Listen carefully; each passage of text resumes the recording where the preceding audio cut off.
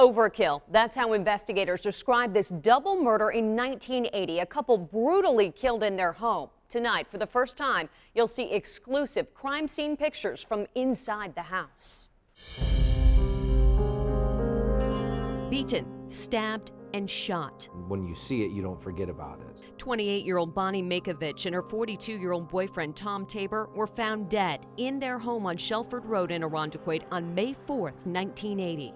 The gun had been used as well as a knife, and that no weapon was ever found. Irondequoit Police Captain Mark Bean says this was no random act. The victims were both beaten, possibly with a fireplace poker. Tom was shot once in the chest and 3 times in the back. Bonnie was shot execution style in the back of the head. A butcher knife was also buried in her chest post-mortem. What did that say to you?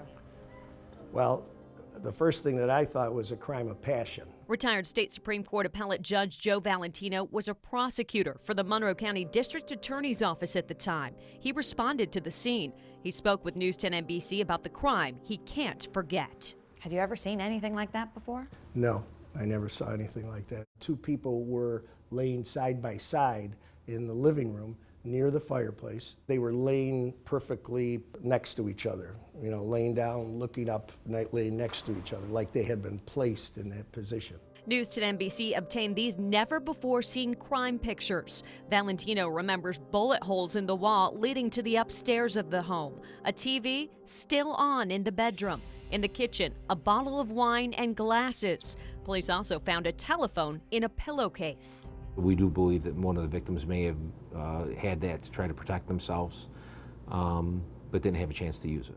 Bonnie and Tom were successful salespeople for a ski wear company. They were both divorced and had been living with each other for a couple years. Police say the ex-husband and ex-wife had alibis and were not considered suspects.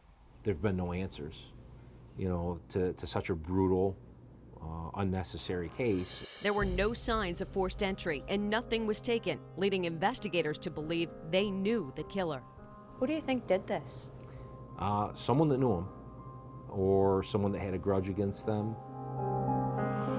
A lot of evidence was collected in this case. Right now, investigators are working with the Monroe County Crime Lab to run some new tests. If you have any information on this double murder, you're asked to call Irondequoit Police. And to see some stories we aired back in 1980 on this case, go to our website, WHEC.com, and click on Web Extra. Nikki Rudd, News 10 NBC.